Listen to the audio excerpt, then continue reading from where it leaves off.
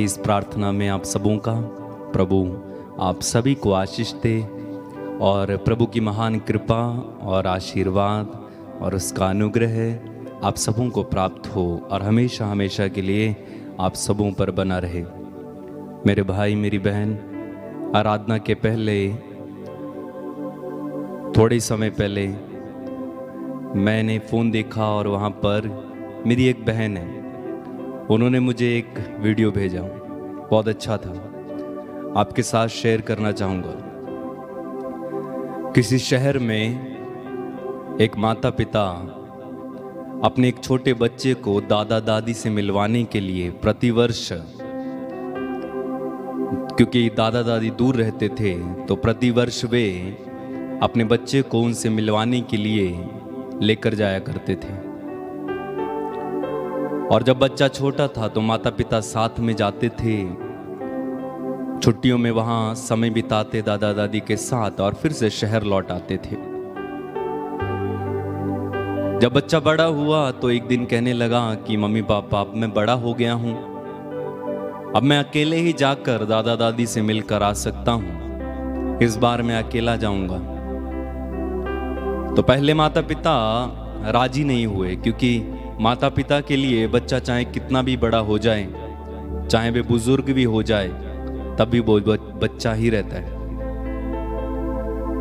तो mummy papa ने पहले उसे अनुमति नहीं दी, लेकिन जब उसने बार बार आग्रह किया तो वे राजी हो गए। और जाने से पहले माता पिता ने उसे सब कुछ समझाया कि ट्रेन में ऐसे बैठना, इनसे बात नहीं करना, कुछ खाना नहीं, या जो भी फॉर्मेलिटीज होती हैं सब कुछ समझाया। और जिस दिन वो जाने वाला था, पिता उसे ट्रेन में बिठाने के लिए लेकर आए स्टेशन पे, और फिर से उन्होंने कुछ बातें उन्हें समझाई और बच्चे ने कहा कि मैं सब कुछ समझ चुका हूँ, डरने की कोई ज़रूरत नहीं है, मैं सकुशल पहुंच जाऊंगा। फिर भी पिता तो पिता ही है, उसने उसे एक पर्ची दी और कहा कि बेटा अगर तुम्हें रास्ते में कहीं भी डर लगे तो ये पर्ची खोल कर पढ़ लेना। बेटे ने वो पर्ची अपनी जेब में रख ली और ट्रेन शुरू हुई। नए नए लोग, नए नए स्टेशन पे नई नई चीजें देखने को मिलती जा रही थी। अचानक एक स्टेशन पर एक भयानक डरावना व्यक्ति उस ट्रेन में चढ़ा और वहीं जाकर बैठा जहां पर वो बेटा बैठा हुआ था। उसे देखकर वो बच्चा बहुत डर गया, उसे बहुत डर लगा, क्योंकि वो काफी डरावना व्यक्ति था। उसके बाल लंबे थे और उसका चेहरा काफी डरावना और अद्भुत लग रहा था, इसलिए वो बच्चे को बहुत डर लगा। उसने सोचा कि अब मैं क्या करूं। तुरंत उसे पिता की बात याद आई कि जब तुझे डर लगे तो ये पर्ची निकाल कर पढ़ना। बच्चे ने वो पर्ची उठाई, जेब से निकाली और उसे खोला और उसे पढ़ना शुरू किया। आप जानते हैं उस पर्ची में क्या लिखा था? ध्यान से सुनना। उस पर्ची में लिखा था कि बेटा डरना मत, मैं बगल वाले कंपार्टमेंट में ही हूं। Praise the Lord. पिता ने लिखा था कि डरना मत, तेरे पास जो बगल वाला कंपार्टमेंट है, जो बगल वाला डिब्बा है, मैं उसी में बैठा हूं। और ये सुनकर, ये पढ़कर बच्चा बेहद खुश हुआ और उसका सारा डर चला गया। इसी तरह प्रभु कहते हैं बार बार कि डरो मत, मैं तुम्हारे साथ हूं, चिंता मत करो, मैं तुम्हारा ईश्वर हूं। लेकिन अक्सर इंसान बार बार इस बात को भूल जाता है, लेकिन हमें बार बार पढ़ना चाहिए। हर दिन हमें प्रभु की उन बातों को पढ़ना चाहिए जहां प्रभु कहते हैं कि डरना मत, मैं तेरे साथ हूं। हर चिंता में, हर परेशानी में, हर रोग में, हर परिस्थिति में, हर मुश्किल में, हर कठिन रास्ते में, कांटों भरे रास्ते में भी वो प्रभु, वो पिता हमारे साथ है। तो डरने की क्या बात है? जब प्रभु हमारे साथ है तो हमें डरना नहीं चाहिए। प्रभु आश्वासन देते हैं, बार बार बाइबल में कहते हैं, डरो मत, मैं तुम्हारे साथ हूं। प्रभु साथ है। बेशक हम उन्हें अनुभव करते हैं या नहीं करते हैं, लेकिन वो साथ हैं, क्योंकि उन्होंने वादा किया। अगर आप पढ़ेंगे मत्ती का सुसमाचार उसके अध्याय 28 में, जब प्रभु यीशु का स्वर्गारोहण होने वाला था, उसके पहले प्रभु यीशु ने अपने शिष्यों से क्या कहा? उन्होंने कहा कि याद रखो संसार के अंत तक मैं सदा तुम्हारे साथ हूं। याद रखो संसार के अंत तक मैं सदा तुम्हारे साथ हूं। इसायाह नबी का ग्रंथ अध्याय 41 पढ़िए, इसायाह नबी का ग्रंथ अध्याय 43 पढ़िए, योशुआ का ग्रंथ अध्याय 1 पढ़िए। बार बार आपको पढ़ने को मिलेगा, डर मत मैं तुम्हारे साथ हूं, डर मत मैं तुम्हारे साथ हूं। आखिर क्यों प्रभु बार बार ये कहते हैं कि डर मत मैं तुम्हारे साथ हूं, मैं तुम्हारे साथ हूं, डर मत, डर मत? क्योंकि प्रभु को पता है कि इंसान कितना घबराता है। यूहन्ना के सुसमाचार उसके अध्याय 14 वाक्य 1 में प्रभु कहते हैं, तुम्हारा जी घबराए नहीं, ईश्वर में विश्वास करो और मुझ में भी विश्वास करो। कितना अच्छा प्रभु है ना, हमारे साथ रहने वाला। कौन ऐसा कहता है? कोई नहीं। चलिए अपनी आंखें बंद करें, प्रभु की करीबी को अनुभव करें। प्रभु पास है। वही प्रभु कहते हैं, मैं तुम्हें कभी नहीं छोड़ूंगा, मैं तुम्हें कभी नहीं त्यागूंगा। धन्यवाद यीशु, धन्यवाद यीशु। हम तेरी आराधना करते हैं, हमारे साथ रहने वाले परमेश्वर, हम तेरी आराधना करते हैं प्रभु। तेरी महिमा, तेरी स्तुति, तेरी आराधना। धन्यवाद यीशु। आइए मेरे साथ मिलकर प्रभु का गुणगान करते जाइए। हम उसकी तारीफ में गीत गाएंगे, महिमा करें, स्तुति करें।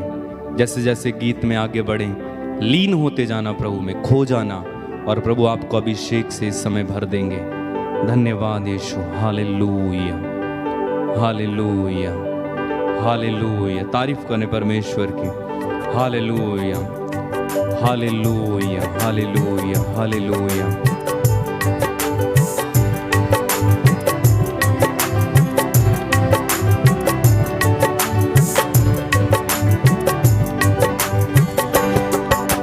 हालेलुया, हालेलुया, हालेलुया, हालेलुया,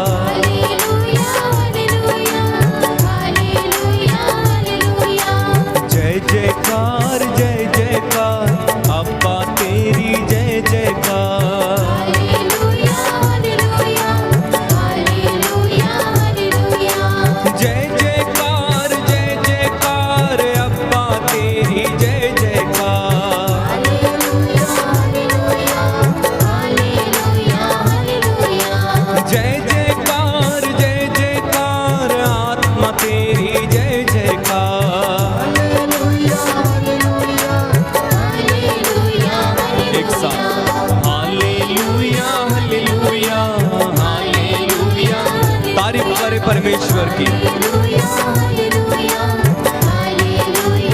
और एक बार मिलके हालेलुया हालेलुया।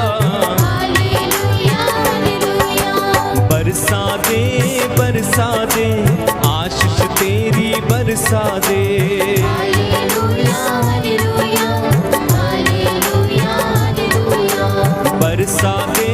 बरसा दे आशीष तेरी बरसा दे।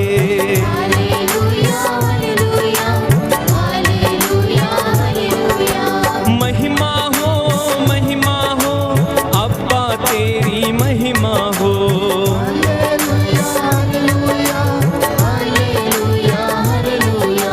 महिमा हो अब्बा तेरी महिमा हो।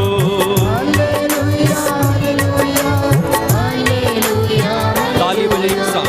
Hallelujah hallelujah hallelujah hallelujah.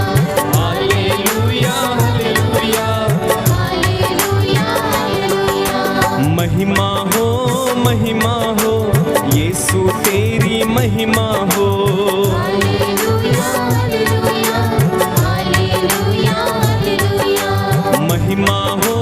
महिमा हो यीशु तेरी महिमा हो।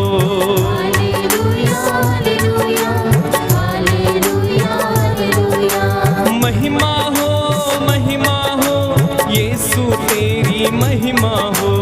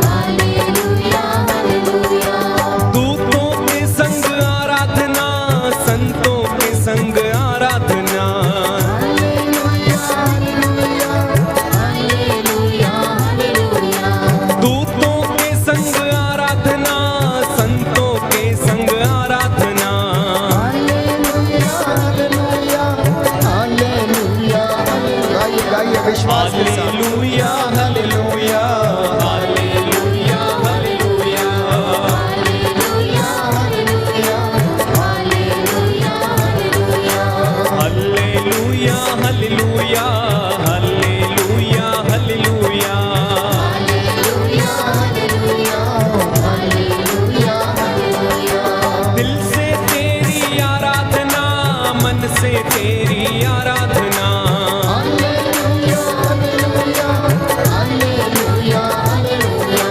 दिल से तेरी आराधना, सारी शक्ति से हम आराधना,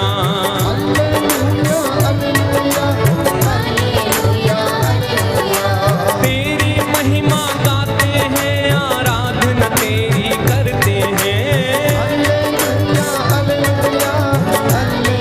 जोरदार ताली हो जाए। Hallelujah hallelujah hallelujah hallelujah hallelujah, फिर से हालेलुया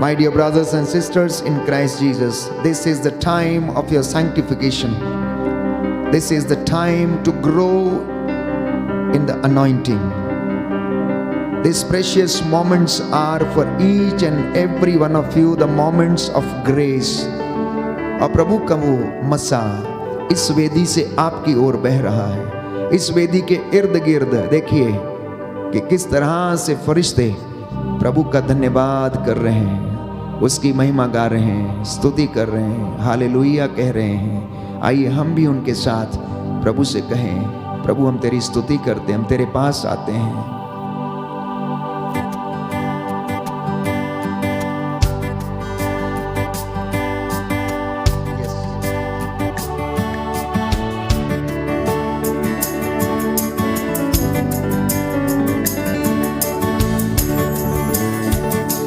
तेरे पास आता हूँ यीशु, तेरे पास आता हूँ यीशु, तेरे पास आत्मा से भर के तेरे पास आता हूँ यीशु, तेरे पास आता हूँ यीशु, तेरे पास मेरा जीवन लाता हूँ यीशु, तेरे पास मेरा जीवन लाता हूँ यीशु, तेरे पास हर दिन मेरी हर सांस तेरी स्तुति गाती रहे। हर दिन मेरी हर सांस तेरी स्तुति करती रहे। हर पल मेरी हर बात तेरी महिमा गाती रहे। यीशुआ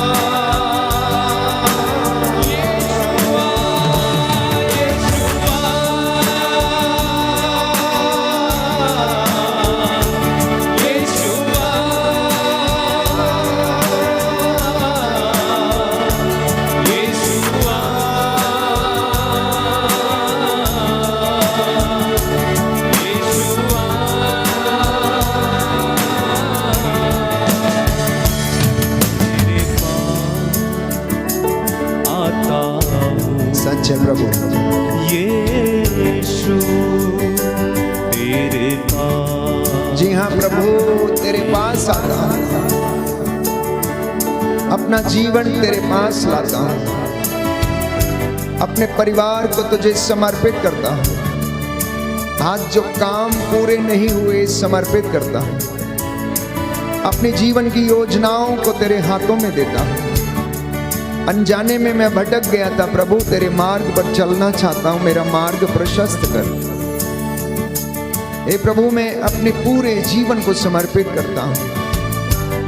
मुझ पर दया कर, मेरे परिवार पर दया कर, मेरी कामकाज मेरी योजनाओं पर दया कर। तू दया का राजा है, तू दया करने वाला, बंधन तोड़ने वाला, चंगा करने वाला प्रभु। हे प्रभु मेरी एक एक बात तुझे पसंद आए। रहम कर प्रभु, रहम कर तेरे इन बच्चों पर, दया कर तेरे इन बच्चों पर जो बड़ी आस लगा कर तेरे सामने घुटनों पर है। हे प्रभु इनके गुनाहों को माफ कर। हे प्रभु इनके विश्वास के अनुसार इनका उद्धार कर दे। मेरा जीवन लाता हूँ यीशु तेरे पास। मेरा जीवन लाता हूँ यीशु तेरे पास। पापी दिल भी लाता हूँ यीशु तेरे पास। पापी दिल भी लाता हूँ यीशु तेरे पास। हर दिन मेरी हर सांस तेरी स्तुति करती रहे। मेरी हर सांस तेरी स्तुति करती रहे। हर पल मेरी हर बात तेरी महिमा गाती रहे। हर पल मेरी हर बात तेरी महिमा गाती रहे। हाथ को गाते हुए यीशुआ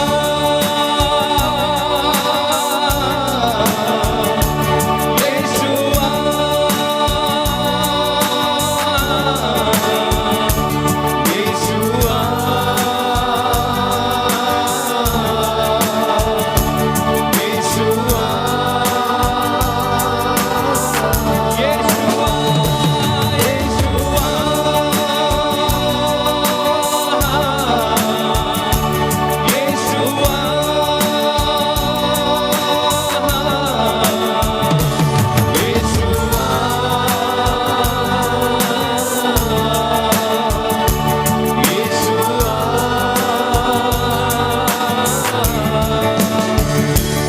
मेरा दिल लाता हूँ यीशु तेरे पास। मेरा दिल लाता हूँ यीशु तेरे पास। अपने बच्चों को लाता हूँ यीशु तेरे पास। अपने बच्चों को लाता हूँ यीशु तेरे पास। अपने घर को, अपने काम को, योजनाओं को लाता हूँ। अपने घर को, अपने काम को, योजनाओं को लाता हूँ तेरे पास आता हूँ यीशु तेरे पास आता हूँ यीशु तेरे पास। प्रभु यीशु पवित्र संस्कार के रूप में हमारे बीच में उपस्थित है। उसका सानिध्य हमें घेरे हुए है। आपका घर प्रभु की महिमा की जगह बन जाए। संध्या का ये समय अनुग्रह का समय है, जब आप पूरे मन, आत्मा, हृदय की सच्चाई से प्रभु की दुहाई देते हैं तो वो आपके बीच में निवास करता है। आपका घर इस वक्त प्रभु की महिमा का स्थान बन जाए। इतनी जोर से स्तुति करें, आराधना करें, दुहाई दें कि परमेश्वर आपके बीच में उतर आए और आपको स्पर्श करें। बंधन टूटे यीशु के पवित्र सामर्थी नाम से। उसके आज्ञा पालन से हमारे जीवन में कल्याण होता है। परमेश्वर की आज्ञा पालन करने से ही कोई व्यक्ति धनी बनता है। परमेश्वर की आज्ञा का पालन करने से उसके जीवन में सदा आशीर्वाद बना रहता है। प्यारे भाई, प्यारी बहन, ये सुंदर समय है। Connect yourself to the Lord. अपने आप को परमेश्वर से जोड़ें। परमेश्वर आपको रूह का दुगना मसा प्रदान करे। संरक्षण के लिए हम प्रार्थना करेंगे। स्तोत्र संख्या 91 पद संख्या 1 से 16 तक हम दोहराएंगे। दाहिना हाथ उठाकर मेरे साथ विनती करना, बीमारों के लिए प्रार्थना करना, जो कष्ट में है, चिंता में है, निराशा में है, जिनकी योजनाएं पूरी नहीं हो रही, जिनके घरों में बंधन है, रोजी रोटी पर बंधन लगा हुआ है, परिश्रम पर बंधन है, यीशु के पवित्र सामर्थी लहू के द्वारा वो बंधन टूटे हैं।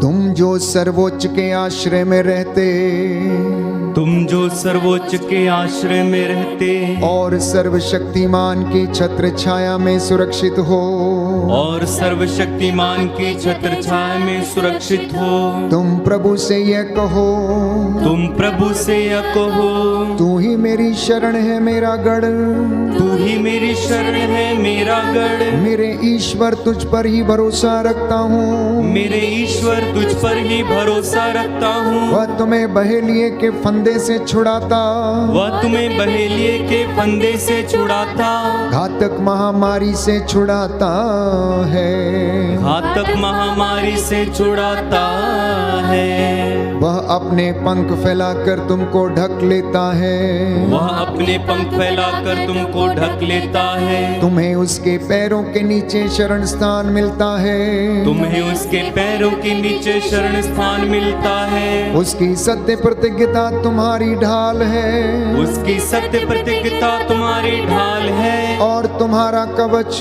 और तुम्हारा कवच, तुम्हें ना तो रात्रि के आतंक से भय होगा, तुम्हें ना तो रात्रि के आतंक से भय होगा, और ना दिन में चलने वाले बाण से, और ना दिन में चलने वाले बाण से, ना अंधकार में फैलने वाली महामारी से, ना अंधकार में फैलने वाली महामारी से, और ना दोपहर को चलने वाली घातक लू से, और ना दोपहर को चलने वाली घातक लू से। तुम्हारी बगल में भले ही हजारों, तुम्हारी बगल में भले ही हजारों, और तुम्हारी दाहिनी ओर लाखों ढेर हो जाए, और तुम्हारी दाहिनी ओर लाखों ढेर हो जाए, किंतु तुमको कुछ नहीं होगा, किंतु तुमको कुछ नहीं होगा। तुम अपनी आंखों से देखोगे, तुम अपनी आंखों से देखोगे कि किस प्रकार विधर्मियों को दंड दिया जाता है, कि किस प्रकार विधर्मियों को दंड दिया जाता है। क्योंकि प्रभु तुम्हारा आश्रय है, क्योंकि प्रभु तुम्हारा आश्रय है। तुमने सर्वोच्च ईश्वर को अपना शरण स्थान बनाया है, तुमने सर्वोच्च ईश्वर को अपना शरण स्थान बनाया है। तुम्हारा कोई अनिष्ट नहीं होगा, तुम्हारा कोई अनिष्ट नहीं होगा। महामारी तुम्हारे घर के निकट नहीं आएगी, महामारी तुम्हारे घर के निकट नहीं आएगी, क्योंकि वह अपने दूतों को आदेश देगा, क्योंकि वह अपने दूतों को आदेश देगा कि तुम जहाँ कहीं भी जाओगे, कि तुम जहाँ कहीं भी जाओगे, वे तुम्हारी रक्षा करें, वे तुम्हारी रक्षा करें। वे तुम्हें अपने हाथों पर उठा लेंगे, वे तुम्हें अपने हाथों पर उठा लेंगे, कि कहीं तुम्हारे पैरों को पत्थर से चोट ना लगे, कि कहीं तुम्हारे पैरों को पत्थर से चोट ना लगे। तुम सिंह और सांप को कुचलोगे, तुम सिंह और सांप को कुचलोगे, तुम बाघ और अजगर को पैरों तले रौंदोगे, तुम बाघ और अजगर को पैरों तले रौंदोगे। वह मेरा भक्त है, वह मेरा भक्त है, इसलिए मैं उसका उद्धार करूंगा, इसलिए मैं उसका उद्धार करूंगा। वह मेरा नाम जानता है, वह मेरा नाम जानता है, इसलिए मैं उसकी रक्षा करूंगा, इसलिए मैं उसकी उसकी रक्षा करूंगा। यदि वह मेरी दुहाई देगा, यदि वह मेरी दुहाई देगा, तो मैं उसकी सुनूंगा। तो मैं उसकी सुनूंगा। मैं संकट में उसका साथ दूंगा। मैं संकट में उसका साथ दूंगा। मैं उसका उद्धार कर, मैं उसका उद्धार कर, उसे महिमान्वित करूंगा। उसे महिमान्वित करूंगा। मैं उसे दीर्घ आयु प्रदान करूंगा। मैं उसे दीर्घायु प्रदान करूंगा। और उसे अपने मुक्ति विधान के दर्शन कराऊंगा। और उसे अपने मुक्ति विधान के दर्शन कराऊंगा। Hallelujah, hallelujah, hallelujah, hallelujah, hallelujah, hallelujah, hallelujah. Hallelujah. प्रभु का वचन कहता है कि जब वो पवित्र आत्मा तुम पर उतरेगा, तुम्हें स्वतंत्रता प्रदान करेगा। तुम स्वतंत्र हो जाओगे, मुख से अंगीकार करोगे कि यीशु ही प्रभु है। इसलिए इस वक्त हम परमेश्वर की अगुवाई में चलें। पवित्र आत्मा हमें परमेश्वर के सिंहासन पर ले चले। संत पौलुस कहता है, हम अनुग्रह के सिंहासन के पास जाएं, जिससे कि मुझे और आपको दया मिले, जिससे कि वो दया हमारी आवश्यकताओं में हमारी सहायता करे। समर्पित होते जाएं प्यारे भाई और बहनों, समर्पित होते जाएं।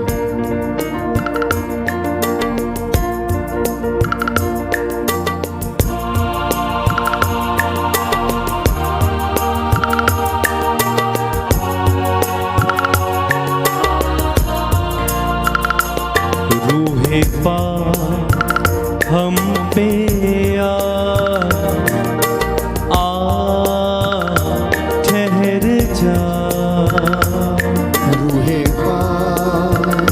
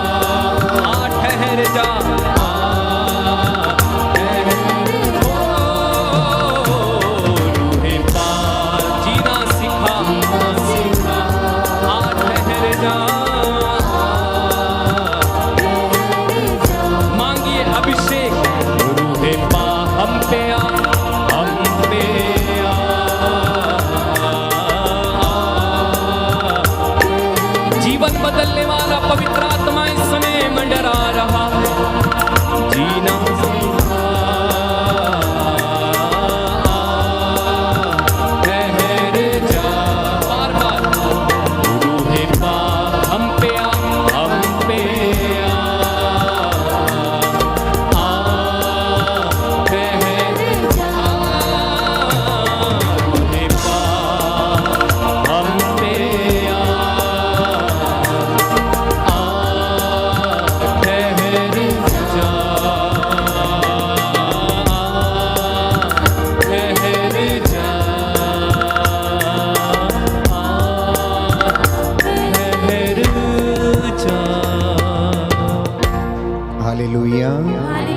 यीशु की स्तुति हो, यीशु की स्तुति, यीशु को धन्यवाद, यीशु को धन्यवाद, यीशु की आराधना हो, यीशु की आराधना, यीशु की महिमा हो। यीशु की महिमा हो। धन्य है वह मनुष्य, धन्य है वह मनुष्य जिसे ईश्वर सुधारता है, जिसे ईश्वर सुधारता है। इसलिए तुम सर्वशक्तिमान के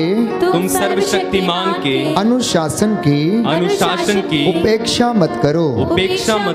हालेलुया, हालेलुया, हालेलुया, हालेलुया। स्तोत्रकार कहता है अध्याय 119 पद संख्या 6, यदि मैं तेरी आज्ञाओं का ध्यान करता रहूंगा,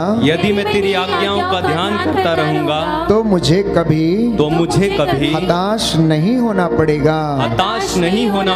हालेलुया, हालेलुया। स्तोत्रकार कहता है यदि मैं तेरी आज्ञाओं का पालन करता रहूंगा, तो मुझे कभी भी हताश नहीं होना पड़ेगा।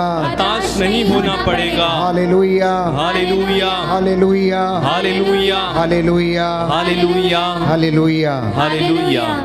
योशुआ नबी का ग्रंथ अध्याय 1 पद संख्या 8 और उससे आगे। योशुआ नबी का ग्रंथ अध्याय 1 पद संख्या 8 और उससे आगे।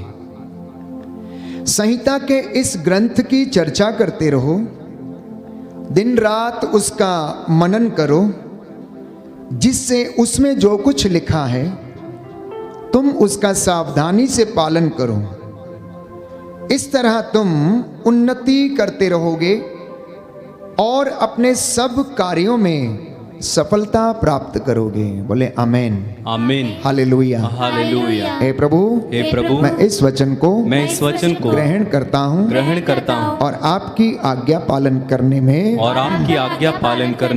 मैं आगे बढ़ना चाहता हूँ। मुझ पर दया कर। Hallelujah, hallelujah.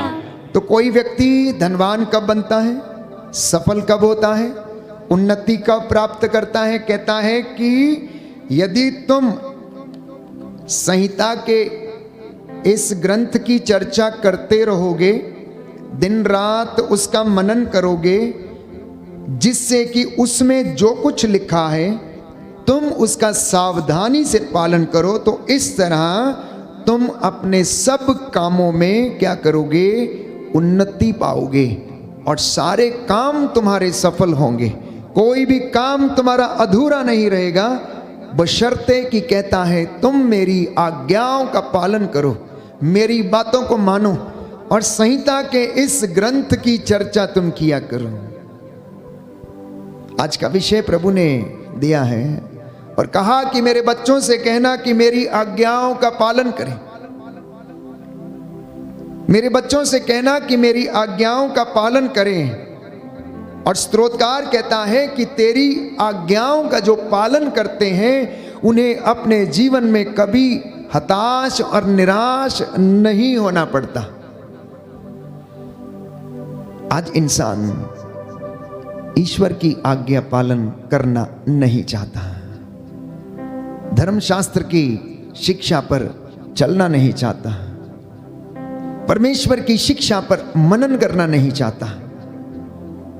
वो परमेश्वर के नियमों का उल्लंघन करता है, उसके आदेशों का पालन नहीं करता, इसलिए दर दर ठोकरें खाता है, दर दर भटकता फिरता है। वो अपने ही परिवारजनों से विमुख हो जाता है। और अनेक प्रकार के संकट, कष्ट, बाधाएं उसके जीवन में घर कर लेती हैं। और प्यारे भाइयों और बहनों, वो अपने जीवन में हताश हो जाता है। तो बाइबल हमें बताती है, सूक्ति ग्रंथ अध्याय 19 पद संख्या 27, book of Proverbs chapter 19 verse 27, पुत्र यदि तुम अनुशासन अस्वीकार करोगे तो तुम ज्ञान के मार्ग से भटक जाओगे। यदि कोई व्यक्ति डिसिप्लिन स्वीकार नहीं करता, यदि कोई व्यक्ति शिक्षा का पालन नहीं करता, यदि कोई परमेश्वर के नियमों का पालन नहीं करता, तो वो अवश्य ही क्या करता है? सत्य के मार्ग से भटक जाता है। आज्ञा पालन से प्यारे भाइयों और बहनों, मसीहों के, विश्वासियों के और हर उस व्यक्ति के जीवन में जो आज्ञा का पालन करता है, चमत्कार होते हैं। उनके जीवन में उन्नति आती है, उनके जीवन में सफलता आती है। उदाहरण के लिए, विद्यालय में जो बच्चे पढ़ते हैं, यदि वो अपनी शिक्षिका या शिक्षक की आज्ञा का पालन करते हैं, अनुशासन में रहते हैं, तो वो सफलता प्राप्त करते हैं। लेकिन जो विद्यार्थी अपने गुरु का कहना नहीं मानता, उसकी बताई शिक्षा पर नहीं चलता, वो शीघ्र ही भटक जाता है, सत्य के मार्ग से भटक जाता है। इतना ही नहीं, बाइबल हमें बताती है लूकस के सुसमाचार अध्याय 17 में कि यीशु मार्ग पर आगे बढ़ रहे थे, तो रास्ते में उन्हें क्या मिले? 10 कोढ़ी मिले। रास्ते में उन्हें 10 कोढ़ी मिले और यीशु ने उनसे कहा कि जाओ और अपने आप को याजकों को दिखाओ, जाओ और अपने आप को याजकों को दिखाओ। और वो चल पड़े। उन्होंने ये नहीं पूछा कि हम क्या दिखाएं, क्यों दिखाएं, लेकिन उन्होंने आज्ञा का पालन किया। और जब वो रास्ते में चले जा रहे थे, जाते जाते वे लोग क्या हो गए? चंगे हो गए। वे चंगे हो गए। जब वो यीशु के पास थे तो उस समय चंगे नहीं हुए थे, लेकिन जब उन्होंने आज्ञा का पालन किया तो रास्ते में जब जा रहे थे तो वचन कहता है कि वो रास्ते में जाते जाते चंगे हो गए। याजकों को दिखाने का तात्पर्य यह था क्योंकि याजक उनके स्वास्थ्य को प्रमाणित करता था। किसी व्यक्ति को यदि कोढ़ लग जाता था तो उसके स्वास्थ्य लाभ को प्रमाणित करने के लिए याजक का होना आवश्यक था। याजक उसको प्रमाणित करता था कि वास्तव में वो अपने कोढ़ से शुद्ध हो गया है। इतना ही नहीं, एक दूसरा उदाहरण प्यारे भाइयों और बहनों, वचन में हम पढ़ते हैं राजाओं के दूसरे ग्रंथ अध्याय 5 में नामान कोढ़ी के विषय में। नामान कोढ़ी प्यारे भाइयों और बहनों सेना नायक था और उसके घर में एक यहूदी बालिका काम किया करती थी। और एक दिन उसने अपनी मालकिन से कहा कि यदि हमारे मालिक इज़राइल चले जाएं और वहां पर एलीशा जो प्रभु का दास है, प्रभु का चुना हुआ सेवक है, नबी है, तो वो उसे चंगा कर सकते हैं। तो नामान ने अपने साथ अपने साथियों को लिया और वो एलीशा के पास चला गया। जब एलीशा के द्वार पर पहुंचा तो एलीशा से मिलने के लिए उसने निवेदन किया, लेकिन नबी एलीशा घर से बाहर नहीं निकला और उससे मिलने के लिए नहीं आया। नबी ने अंदर से कहला भेजा कि जाओ और उनसे कहना कि जाकर 7 बार नदी में, यरदन नदी में डुबकी लगा ले तो वो चंगा हो जाएगा। नामान क्रोधित हो उठा, गुस्से में आ गया, कुड़कुड़ाने लगा और कहने लगा कि क्या हमारे देश में यरदन नदी से बड़ी भी कोई नदी है? क्या हमारे देश में नदियां नहीं है जिसमें हम नहाकर शुद्ध हो जाते? मैं तो सोच रहा था कि ये नबी आएगा और मुझ पर हाथ रखेगा और मेरे लिए प्रार्थना करेगा और मुझे स्वास्थ्य लाभ मिलेगा। प्यारे भाइयों और बहनों, नामान के दासों ने उससे कहा, स्वामी आप क्रोध ना करें, आप ना जाने ऐसे कितने काम करते हैं। नबी ने केवल आपसे यरदन नदी में 7 बार डुबकी लगाने के लिए ही तो कहा है। ये कौन सा बड़ा काम है? आप तो इससे भी बड़े बड़े और महान काम करते हैं। और उनके कहने पर, उनके परामर्श देने पर वो मान गया और जाकर यरदन नदी में डुबकी लगाने लगा। पहली डुबकी, दूसरी डुबकी, तीसरी, फिर चौथी, पांचवी, छठवीं। प्यारे भाइयों और बहनों, जैसे ही वह डुबकी लगाना समाप्त करता है, उसका शरीर फिर से, प्यारे भाइयों और बहनों, एक नन्हे बालक के जैसा हो जाता है। कि यरदन नदी में या उसके पानी में इतना सामर्थ्य था कि जो उसके कोढ़ को शुद्ध कर सकता था? नहीं प्यारे भाइयों और बहनों, ये परमेश्वर की आज्ञा का पालन करने में ही उसकी चंगाई थी। यरदन नदी का पानी तो यूं ही बहता चला जा रहा था। ना जाने कितने लोग उसमें डुबकी लगा रहे थे और कितने लोग उसको ग्रहण करते थे, लेकिन एलीशा की बात को परमेश्वर सच प्रमाणित करना चाहता था, इसलिए नामान को उसकी आज्ञा का पालन करना अनिवार्य था। तो जब मैं और आप परमेश्वर की आज्ञा का पालन करते हैं तो हमारे जीवन से बंधन टूटता है, क्योंकि बाइबल हमें बताती है कि परमेश्वर अपने दासों की और भक्तों की वाणी को सच प्रमाणित करता। अगर एलीशा ने कह दिया कि जाओ और 7 बार यरदन नदी में तुम डुबकी लगा लो और तुम चंगे हो जाओगे, तो परमेश्वर अपने दास की इस वाणी को सच प्रमाणित करना चाहता था और उसने ऐसा किया और परमेश्वर की आज्ञा के अनुसार वो चंगा हो गया। मेरे और आपके जीवन में कई बार ऐसे मौके आते हैं जब परमेश्वर हमें आमंत्रित करता है कि हम उसकी बातों को सुने, समझें, उन पर चलने के लिए कोशिश करें।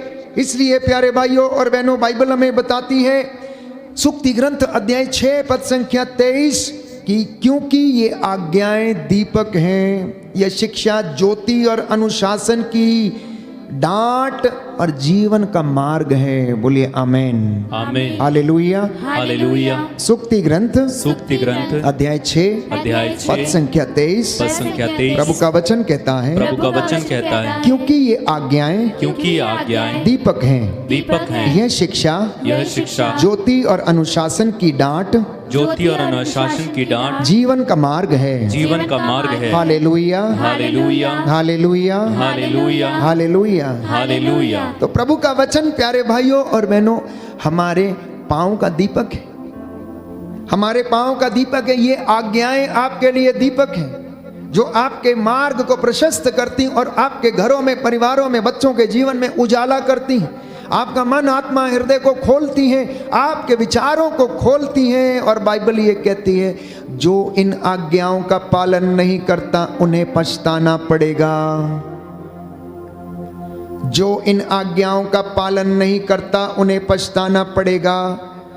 सुक्ति ग्रंथ अध्याय 13 पद संख्या 13, जो शिक्षा की उपेक्षा करता उसे पछताना पड़ेगा, किंतु जो आज्ञा का पालन करता है उसे पुरस्कार मिलेगा। दाहिना हाथ उठाकर वचन दोहराएंगे। सुक्ति ग्रंथ अध्याय 13 पद संख्या 13 प्रभु का वचन कहता है, जो शिक्षा की उपेक्षा करता उसे पछताना पड़ेगा, किंतु जो आज्ञा पालन करता उसे पुरस्कार मिलेगा। Hallelujah, hallelujah, hallelujah, hallelujah, hallelujah, hallelujah. तो इसलिए प्यारे भाइयों और बहनों, आज मनुष्य की दशा अधिकांशतः खराब नजर आती है और कई लोग अपने ही जीवन में गिर जाते हैं, भटक जाते हैं। और बाइबल इसके विषय में कहती है, बारूक नबी का ग्रंथ अध्याय 3 पद संख्या 13, book of prophet Baruch chapter 3 verse 13, यदि तुम ईश्वर के मार्ग पर चले होते तो सदा के लिए शांति का जीवन जीते हैं। यदि तुम ईश्वर के मार्ग पर चले होते, सुनिए ध्यान से, यदि तुम ईश्वर के मार्ग पर चले होते तो सदा के लिए शांति का जीवन जीते हैं। अब अनेक लोगों के जीवन में शांति नहीं है, तो इसका अर्थ क्या निकलना चाहिए? अगर हम बाइबल के इस वचन पर विश्वास करें तो इससे यह पता चलता है कि हम ईश्वर की आज्ञाओं का मनन नहीं करते, इसलिए हमारे जीवन में अशांति है, असफलता है, क्योंकि हम अपने रास्ते चुनते हैं, हम अपनी सुविधा के अनुसार अपने काम करते हैं, अपनी सुविधा के अनुसार जो हमें पसंद आता है उसे हम चुनते हैं, जो रास्ता हमें सही लगता है उसे हम चुनते हैं। लेकिन बाइबल क्या कहती है? बाइबल कहती है तुम्हारे विचार मेरे विचार नहीं, तुम्हारे रास्ते मेरे रास्ते नहीं। हम सभी लोग, नबी यशाया कहता है, भटके हुए हैं। किस तरह से? भेड़ों की तरह भटके हुए। यशाया नबी का ग्रंथ अध्याय 53 पद संख्या 6। जो भेड़ अपने गडरिये के पीछे नहीं जाती, उसकी आवाज को नहीं पहचानती, उसका कहना नहीं मानती, वो शीघ्र ही जंगली जानवरों का शिकार हो जाती और झुंड से भटक जाती है, अकेली पड़ जाती है, फिर वो मिमियाने लगती है, चिल्लाने लगती है। भेड़िया आता है और उसे चोटिल कर देता, घायल कर देता। उसी तरह से जब हम परमेश्वर की हजूरी से, उसकी शिक्षा से दूर भटक जाते हैं तो हमें भी इस प्रकार के दुखों और कष्टों का सामना करना पड़ता है। क्यों?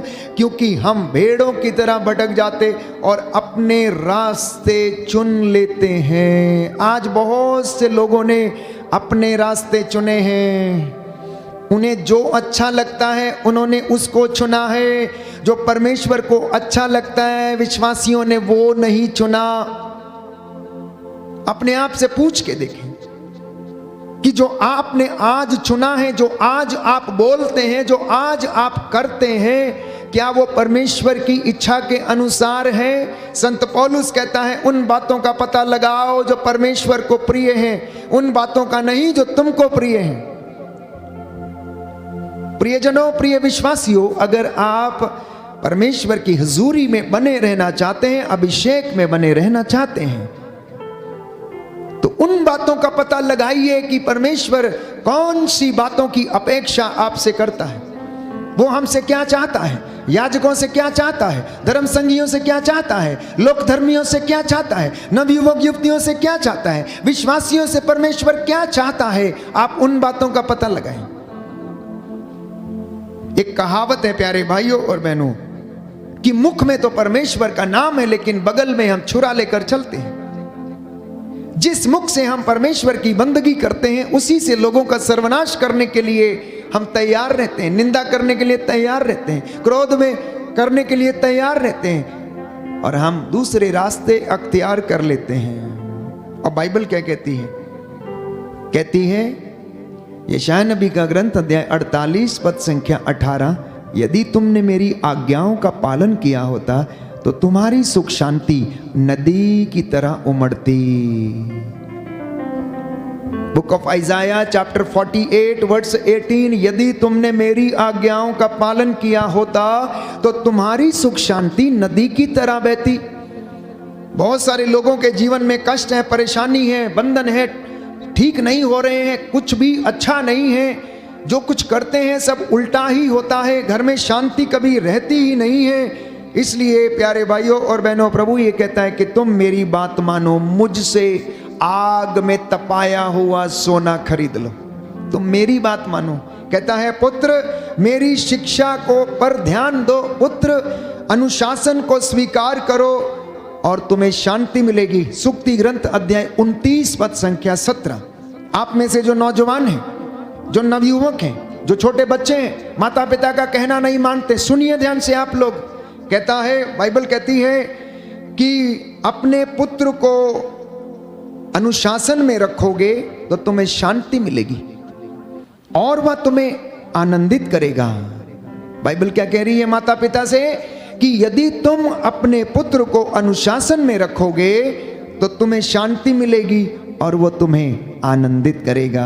दाहिना हाथ उठाकर वचन दोहराएंगे, hallelujah, hallelujah, hallelujah, hallelujah, hallelujah. Hallelujah. पवित्र वचन कहता है, पवित्र वचन कहता है, सूक्ति ग्रंथ सूक्ति ग्रंथ अध्याय 29 अध्याय पद 29 संख्या 17, पद संख्या 17, अपने पुत्र को अपने पुत्र को अनुशासन में रखोगे अनुशासन में तो रखोगे तुम्हें शांति मिलेगी तो तुम्हें शांति मिलेगी और वह तुम्हें आनंदित करेगा। आनंदित करेगा। हालेलुया। हालेलुया। जो उसकी आज्ञा का पालन करता है, उसकी आज्ञा का पालन करता है, उसका कोई अनिष्ट नहीं होगा। उसका कोई अनिष्ट नहीं होगा। जो बुद्धिमान है, जो बुद्धिमान है, वो हर काम का उपयुक्त समय और उचित ढंग जानता है। Hallelujah, hallelujah, hallelujah, hallelujah, hallelujah, hallelujah.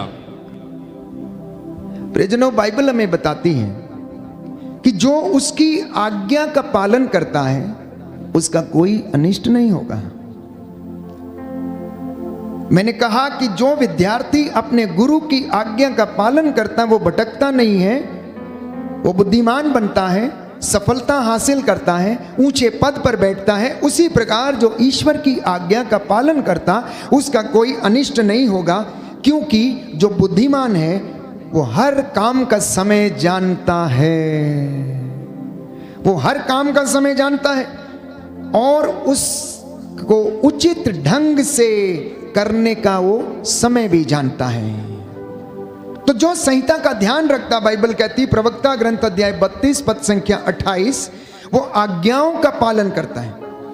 और जो प्रभु पर भरोसा रखता है उसे कोई हानि नहीं होगी। इसलिए यशायाह नबी कहता है, तुम अपने मार्गों पर मत चलो, परमेश्वर की शिक्षा का ध्यान करो, परमेश्वर की शिक्षा का ध्यान करो। कितने लोग परमेश्वर के नियमों से भटकते हैं। एक दुकानदार ना जाने यदि वो बेईमान है तो कितना सुबह से लेकर शाम को लोगों को ठगता है। घूस लेने वाला कितना किसी बेचारे गरीब को ठगता है, जो उसकी रोजी रोटी है उसी से वो घूस लेता है। और बाइबल हमें बताती है कि परमेश्वर ऐसे लोगों से घृणा करता है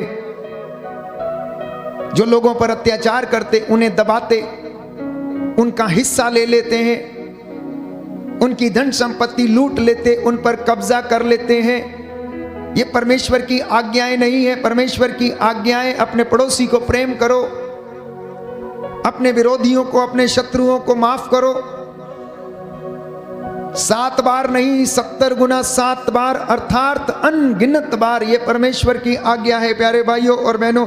और उसकी संहिता और उसके वचन का मनन करते रहो। उठते बैठते सोते जागते समय, यात्रा करते समय आप इन वचनों को क्या किया करो, मनन चिंतन किया करो। इन्हें अपने पुत्रों को सिखाओ, अपने नाती पोतों को सिखाओ, जिससे कि तुम्हारा कल्याण हो जाए। बोले आमेन, आमेन, हालेलुया, हालेलुया, हालेलुया, हालेलुया। प्रवक्ता ग्रंथ अध्याय 32 पद संख्या 28 पद संख्या 28, जो संहिता का ध्यान रखता है, जो संहिता का ध्यान रखता है, आज्ञाओं का पालन करता है, आज्ञाओं का पालन करता जो है, प्रभु पर भरोसा रखता है, प्रभु पर भरोसा रखता उससे है, कोई हानि नहीं होगी, उससे कोई हानि नहीं होगी। Hallelujah, hallelujah, hallelujah, hallelujah. आज्ञा पालन में इब्राहिम सबसे अव्वल था। आज्ञा पालन में इब्राहिम सबसे अव्वल था प्यारे भाई और बहनों। ईश्वर ने उसके बुढ़ापे में एक संतान दी जिसका नाम उसने इसहाक रखा। वो बड़ा हो गया और परमेश्वर ने उसके विश्वास को परखना चाहा और कहा, इब्राहिम अपने बेटे को ले ले और जाकर मेरे लिए उसे समर्पित कर दे, बलिदान कर दे। मैं जगह तुझे दिखाऊंगा और वहां पर जाकर तू उसे मेरे लिए क्या कर दे, बलिदान कर दे। इब्राहिम ने कोई सवाल नहीं पूछा, क्यों, मैं क्यों करूं। उसने एक भी सवाल नहीं किया। उसने यह भी नहीं कहा कि बुढ़ापे में तो तूने दिया है और अब तूने मांग लिया है, क्योंकि इब्राहिम जानता था कि अगर उसके बुढ़ापे में परमेश्वर उसे बेटा दे सकता है तो वो मेरे लिए जरूर कुछ बड़ी योजना बनाकर बैठा है। अगर वो मेरे बुढ़ापे में मुझे बेटा दे सकता है तो अगर अब उसने इस बेटे को मांग लिया है तो इसमें भी कोई बहुत बड़ी परमेश्वर की योजना है जो मेरे जीवन में सफल होगी। प्यारे भाई और बहनों, और वो बिना हिचकिचाहट के अपने बेटे को लेता है, आज्ञा पालन करता है, पहाड़ी पर जाता है, वहां पर लकड़ियां सजाता है, बेटे को हाथ पैर बांधकर उसके ऊपर रखता है, और जैसे ही वो उसका वध करने वाला होता है, बलि चढ़ाने वाला होता है, छुरा लेकर जैसे ही वो हाथ उठाता है, परमेश्वर की वाणी उसे सुनाई देती, इब्राहिम मैं जान गया हूं कि तू मुझे प्यार करता है, बच्चे को हाथ मत लगाना, और देख मैं अब से तुझे आशीर्वाद देता रहूंगा, तेरे वंशों को मैं आशीर्वाद देता रहूंगा। आज्ञा पालन का नतीजा प्यारे भाई और बहन। इतना ही नहीं, नए व्यवस्थान में हम पढ़ते हैं मां मरियम के जीवन में, जब वो एक सुंदर बालिका थी, परमेश्वर के अनुग्रह में जीती थी, और परमेश्वर का अनुग्रह उसके ऊपर था। स्वर्गदूत गैब्रियल संदेश लेकर उसके पास पहुंचता है और कहता है, प्यारे भाइयों और बहनों, कि परमेश्वर की कृपा आपको पर्याप्त है, आप गर्भवती होंगी, आप एक पुत्र प्रसव करेंगी, और उसका नाम आप ईसा रखेंगे, जिसका अर्थ है इमैनुअल, अर्थात ईश्वर हमारे साथ है। मां मरियम असमंजस में पड़ जाती है और पूछती है कि यह कैसे हो सकता है, मेरा तो पुरुष से संसर्ग नहीं है। लेकिन स्वर्गदूत कहता है कि पवित्र आत्मा तुझ पर उतरेगा और उसके सामर्थ्य से तू गर्भवती होगी। और मां मरियम उससे कहती है कि देखिए मैं प्रभु की दासी हूं, तेरी बात मुझ में पूरी हो जाए, तेरा कहना मुझ में पूरा हो जाए, जैसा तूने कहा वैसा मेरे जीवन में हो जाए। मैं प्रभु की दासी हूं, मैं उस आज्ञा को स्वीकार करती हूं जो परमेश्वर ने मेरे लिए भेजी है। और तब से लेकर प्यारे भाइयों और बहनों, प्रभु यीशु के इस दुनिया में रहते समय मां मरियम के जीवन में लगातार परमेश्वर चमत्कार ही करता रहा। हालांकि उसके जीवन में दुख थे, कष्ट थे, और अंत में मां मरियम को उन्होंने महारानी का मुकुट, स्वर्ग की रानी का मुकुट, कलीसिया की माता के रूप में उसे महिमान्वित किया और स्वर्ग राज्य में जगह दी। काना के विवाह में प्यारे भाइयों और बहनों, मां मरियम ने जब यीशु से कहा कि बेटा इनके घर में अंगूरी समाप्त हो गई, उसने कहा भद्रे इसे मुझे और आपको क्या, मेरा समय अभी नहीं आया है। तो माता मरियम ने सेवकों से कहा, चेलों से कहा, जैसा ये कहता जाए वैसा करते जाना। यीशु ने चेलों से कहा कि इन मटकों को पानी से भर दो, और उसके बाद उन्होंने कहा कि इसे निकाल कर जाकर घर के स्वामी को दे दो। वो जैसा जैसा कहते गए, चेले वैसे वैसे करते गए और चमत्कार होते गए। प्यारे भाई और बहनों, चेलों ने नहीं पूछा कि ये तो पानी है, हमने तो इसमें पानी डाला था, अब हमें स्वामी को क्यों देकर आए। आज्ञा पालन। यदि परमेश्वर आज आपके अपने वचन के द्वारा आपसे कह रहा है कि तू चंगा हो जाएगा, तो तू चंगा हो गया है, विश्वास करना। यदि परमेश्वर आपसे कह रहा है कि प्रायश्चित कर, तो प्रायश्चित कीजिए, उपवास कर तो उपवास कीजिए, बंधन टूटेगा। प्रभु ये कहता है कि मैं तेरे साथ रहूंगा और तू मेरे साथ मेरी मेज पर बैठकर भोजन करेगा। ये उसकी आज्ञाएं हैं। चोरी मत कर, झूठ मत बोल, पराये धन का लालच मत कर, वफादारी और ईमानदारी को अपने गले में लाल, पवित्रताई का जीवन जी, क्योंकि पवित्रता और विश्वास के अभाव में कोई भी ईश्वर के दर्शन नहीं कर सकता है। प्यारे भाइयों और बहनों, यह परमेश्वर का वादा है। इसलिए संत याकूब के पत्र में हम पढ़ते हैं कि आप लोग केवल वचन के श्रोता ना बने। विश्वासी भाइयों और बहनों, आप लोग केवल वचन के श्रोता ना बने। किसी प्रचारक ने बहुत अच्छी तरह से वचन सुनाया जो आपके कानों को सुनने में अच्छा लगता है, लेकिन आप वचन के पालन करता बने, अर्थात आज्ञा पालन करना सीख लें, क्योंकि आज्ञा पालन में ही हमारा छुटकारा है। आज्ञा पालन में ही हमारा आशीर्वाद निहित है। आज्ञा पालन में ही हमारी सफलता निहित है, जो कि परमेश्वर हमें देना चाहता है। इसलिए निर्गमन ग्रंथ अध्याय 20 पद संख्या 6 में पढ़ते हैं कि जो मुझसे प्यार करते हैं और मेरी आज्ञाओं का पालन करते हैं, मैं उन पर 1000 पीढ़ियों तक दया करूंगा। सुनिए ध्यान से, बाइबल क्या कहती है। निर्गमन ग्रंथ अध्याय 20 पद संख्या 5। जो मेरी आज्ञाओं का पालन करते और मेरी शिक्षा पर चलते हैं, मुझसे प्यार करते, मैं उन्हें 1000 पीढ़ियों तक क्या करूंगा? आशीर्वाद देता रहूंगा और उन पर दया करूंगा। अब अपने आप से पूछिए, परमेश्वर से बातें कीजिए, वो आपसे बातें कर रहा है। स्वेदी की ओर देखिए, आप लोग मनन चिंतन करें, अंतःकरण की जांच करें कि क्या वास्तव में आपने प्रभु की शिक्षा का पालन किया, आज्ञा का पालन किया। यदि किया होता तो कहता है, तेरी सुख शांति नदी की तरह बहती। ऐ मसीह भाइयों और बहनों, यदि आपने या हर किसी व्यक्ति ने आज्ञा का पालन किया होता तो आपकी शांति, सुख शांति नदी की तरह बहती। कष्ट नहीं होता, चिंता नहीं होती, परेशानी नहीं होती। इसलिए क्योंकि हमने आज्ञा का पालन नहीं किया है तो स्तोत्रकार कहता है 107 अध्याय पद संख्या 10 से 11 में, साम नंबर 107 वर्स 10 and 11, कुछ लोग अंधकार तथा मृत्यु की छाया में बैठे थे क्योंकि उन्होंने प्रभु के आदेशों का विरोध किया। उन्होंने प्रभु के आदेशों का विरोध किया है। उन्होंने प्रभु की आज्ञाओं को सुनना नहीं चाहा, मानना नहीं चाहा।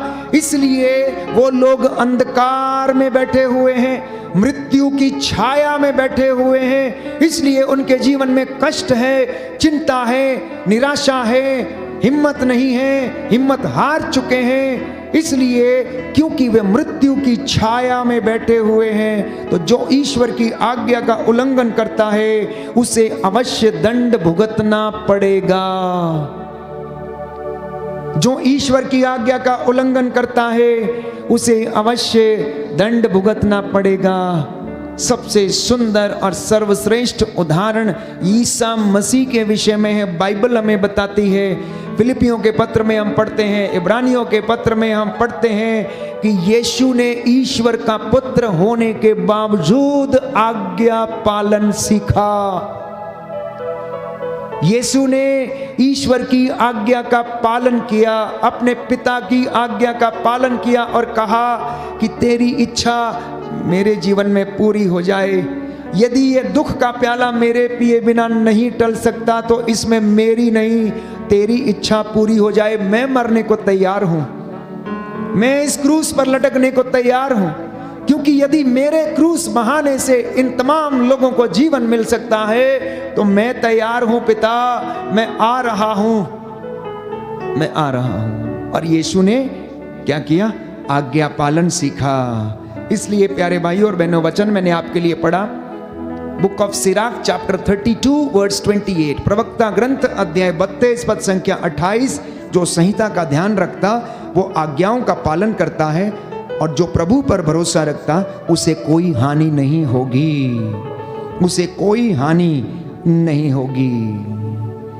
इसलिए प्रियजनों, एक दूसरा वचन जो मैंने आपके लिए पढ़ा था उपदेशक ग्रंथ अध्याय 8 पद संख्या 5 में, कि जो उसकी आज्ञा का पालन करता उसका कोई अनिष्ट नहीं होगा। इसलिए आज्ञा पालन करने वाले बने, वचन के श्रोता ही नहीं पालन करता भी बने, और आपके जीवन में, खेत खलियानों में, बिजनेस में, दुकानदारी में आशीष आएगी। झूठ ना बोले, भले दुनिया करती है करने दें, लेकिन आप ना करें, क्योंकि आप मसीह के द्वारा बुलाए गए हैं, पवित्रता के लिए बुलाए गए हैं। आप ईमानदारी की रोटी खाएं, आप ईमानदारी का जल पिएं, और आपके जीवन में शांति रहेगी। आपको अपने ऊपर गर्व होगा, फक्र होगा कि आप प्रभु की नजरों में ईमानदार हैं। चाहे दुनिया आपको मूर्ख कहे, लेकिन आप परमेश्वर की नजरों में ईमानदार बने, क्योंकि ईमानदार व्यक्ति, सत्य बोलने वाला व्यक्ति, भले ही उसके जीवन में कष्ट आए, परेशानी आए, लेकिन उसकी सबसे बड़ी पूंजी ईमानदारी है, वफादारी है, आज्ञा पालन है। दुनिया करती है, आप इसकी परवाह ना करें, लेकिन प्रभु ये नहीं चाहता कि आप जो उसे जान गए हैं आप उसकी आज्ञाओं का उल्लंघन करें। इसलिए अपने बच्चों को आज्ञाओं का पालन करना सिखाइए और अपने बच्चों को अनुशासन में रखिए। तो बाइबल कहती है कि आपको सुख शांति मिलेगी। Book of Proverbs chapter 29 verse 17, अपने पुत्र को यदि आप अनुशासन में रखोगे तो तुम्हें शांति मिलेगी और वो तुम्हें आनंदित करेगा। अध्याय 29 पद संख्या 15 में लिखा है कि छड़ी और डांट डपट से प्रज्ञा प्राप्त होती है, किंतु अनुशासनहीन नवयुवक अपनी माता का कलंक है। क्या कहता है? छड़ी और डांट डपट से कहता है ज्ञान हासिल होता है, प्रज्ञा मिलती है, शिक्षा मिलती है, लेकिन अनुशासनहीन युवक अपनी मां के लिए कलंक बन जाता है। जो अपनी मां का कहना नहीं मानता, जो उसकी शिक्षा का दुरुपयोग करता है, जो उसकी शिक्षा पर नहीं चलता, वो अपनी माता के लिए कलंक बन जाता है। सूक्ति ग्रंथ अध्याय 29 पद संख्या 15, book of Proverbs chapter 29 verse 15।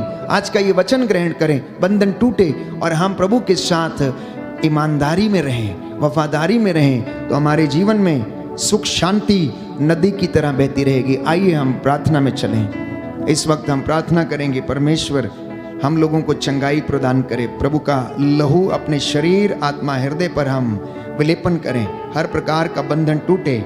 और आज की रात्रि परमेश्वर ने हमसे बातें की हैं, ये वचन हमारे जीवन में 100 गुना फल लाए। आमीन।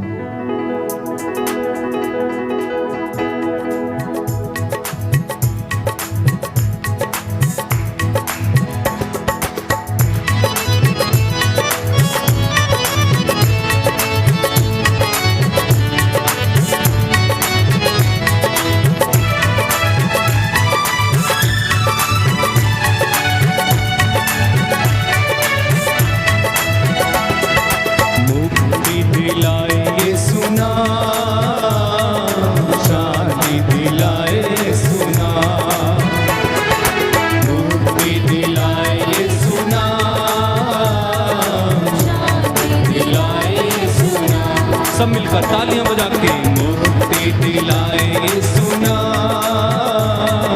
शांति दिलाए सुना, मुक्ति दिलाए सुना, शांति दिलाए सुना। चरनी में तूने जन्म लिया यीशु, चरनी में तूने जन्म लिया यीशु, चरनी में तूने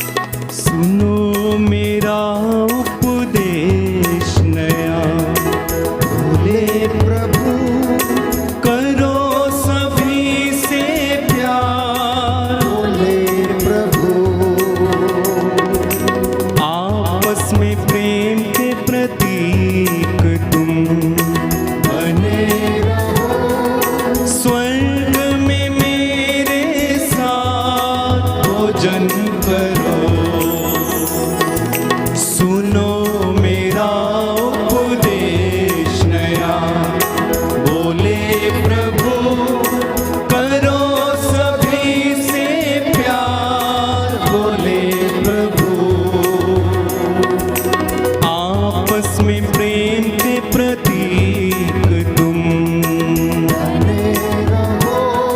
स्वर्ग में मेरे साथ भोजन करो। हे प्रभु तूने मुझे रचा, हे प्रभु तूने जीवन दिया, हे प्रभु तूने पालन किया।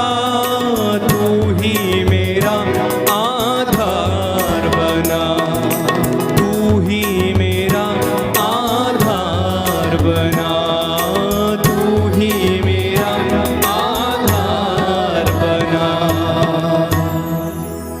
सभी लोग घुटनों पर आ जाएं, एक दूसरे के लिए प्रार्थना करें। बुजुर्ग माता पिता के लिए जो रोग शैया पर हैं, प्रभु उन्हें आशीष दे। हे प्रभु, गर्भ की रसौलियों के बंधन टूटे, जिनके ऑपरेशन होने वाले हैं प्रभु उन्हें सफलता मिले। प्रार्थना करते हैं इस वक्त सभी बीमार लोगों के लिए जो अस्पतालों में हैं, आईसीयू में हैं, जो डॉक्टर उनका इलाज कर रहे हैं, प्रभु उन पर दया कर। एलिजबेथ लोबो को प्रभु अच्छा स्वास्थ्य दे। उनके शरीर में जो भी कमी घटी है प्रभु तेरे पवित्र लहू से मसा करते, ब्लेस करते, आशीष प्रदान कर। जैसा इन्होंने विश्वास किया इनके जीवन में पूरा हो जाए।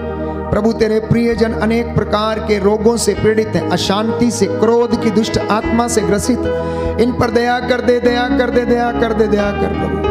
चंगाई प्रदान कर, बंधनों को तोड़ने वाले, जीवन देने वाले प्रभु इन्हें अपने मार्ग पर चलने की कृपा प्रदान कर। बिजनेस में आशीष दे, जो अपने दुकानों में प्रभु मेहनत करते हैं उन्हें आशीष दे। खेत खलिहानों को ब्लेस कर। यीशु के पवित्र सामर्थी नाम से आप सभी लोगों को ब्लेस करता हूँ।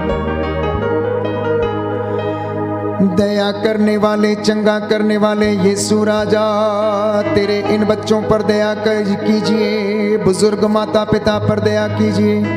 नवयुवक युवतियों पर, हमारे भाई बहनों पर, सहयोगियों पर दया कर। हे प्रभु, जो सताते हैं दूसरों को उनका मन परिवर्तन कर दे। जो तेरे लोगों पर अत्याचार करते हैं उन्हें क्षमा प्रदान कर। मैं तेरा दास तेरे हाथों में तेरे इन बच्चों को, इनके परिवारों को, इनके कामकाज योजना को समर्पित करता हूँ। जो वर और वधू की तलाश में है इनके लिए एक अच्छे जोड़े का इंतजाम कर। हमारे हाथ पैरों में बल प्रदान कर। हमारे परिवारों में सुख शांति आए और हर प्रकार का बंधन टूटे। जिन लोगों में मनमुटाव है उनमें शांति आ जाए। एक दूसरे को वो प्रेम करें, सहन करें, एक दूसरे को क्षमा करें जैसे आपने क्षमा किया, प्रेम किया। आप दास का रूप धारण करके हमारे बीच में रहें। हमें भी ऐसी कृपा प्रदान कर कि हम तेरी सेवा करने वाले तेरे दास बनकर तेरी महिमा करते जाए। हे प्रभु, तू दया कर, आजा दया करने वाला। याद कर, जो तेरे पास आता तू खाली हाथ नहीं लौटाता।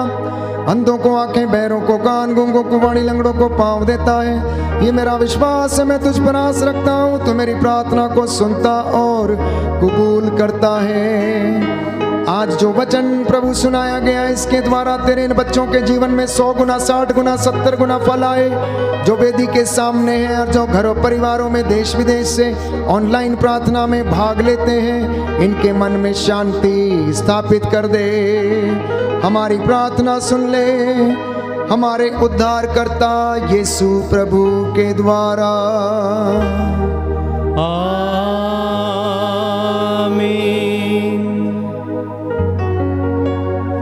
पवित्र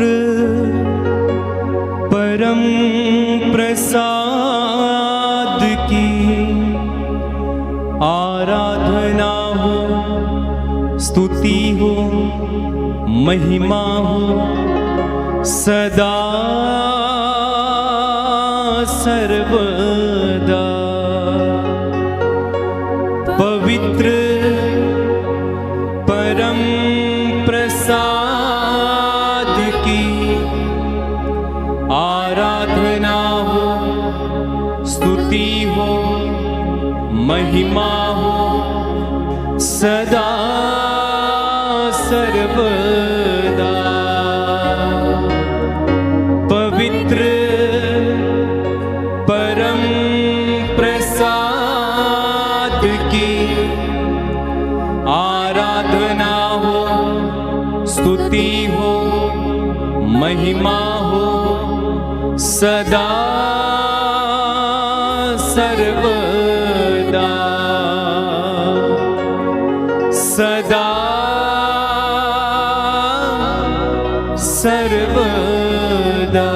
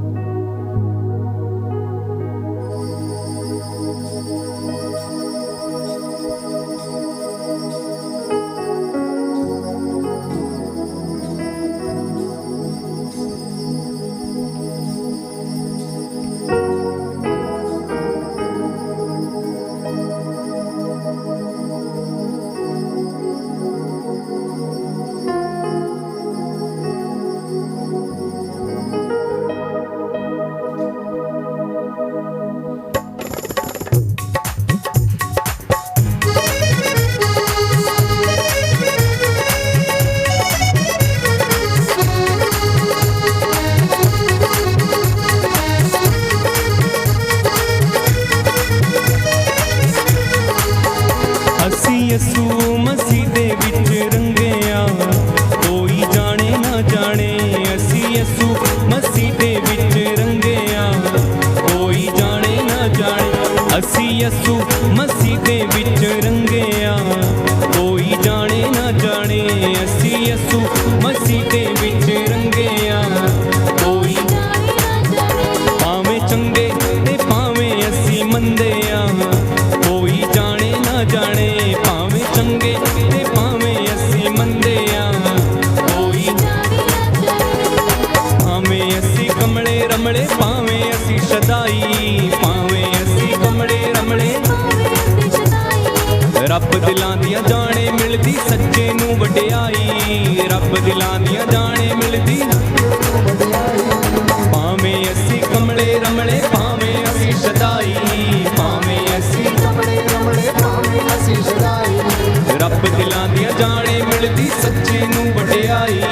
रब दिलां दियां जाने मिलदी सच्चे नूं वडियाई। ऐवें जाता पातां दे विच वंडिया कोई जाने ना जाने। ऐवें जाता पातां दे विच वंडिया कोई जाने ना जाने। असी यसू मसीह दे विच रंगिया कोई जाने ना जाने। असी यसू मसीह दे विच रंगिया कोई जाने ना जाने। बोलो प्रभु यीशु मसीह के नाम की जय। सबको जय यीशु की। प्रभु आपको आशीष दे और आज का वचन जो आपने सुना 100 गुना फल आपके जीवन में लाए।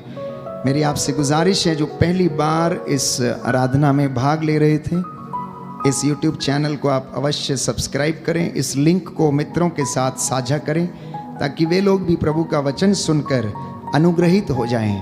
प्रभु का वचन सबके लिए है क्योंकि उसमें जीवन है, चंगाई है, शिफा है, उद्धार है और उसका वचन हमें चंगा करता है। इसलिए ये न केवल मसीहों के लिए है कि हर उस व्यक्ति के लिए है जो इस वचन को ग्रहण करेगा तो उद्धार पाएगा। इसलिए आपसे गुजारिश है कि इस लिंक को आप मित्रों के साथ, भाई बहनों के साथ साझा करें और चैनल को अवश्य सब्सक्राइब करें। हम सब के लिए और एक दूसरे के लिए आप प्रार्थना करें। प्रभु आपको आशीष दे। God bless you. Good night.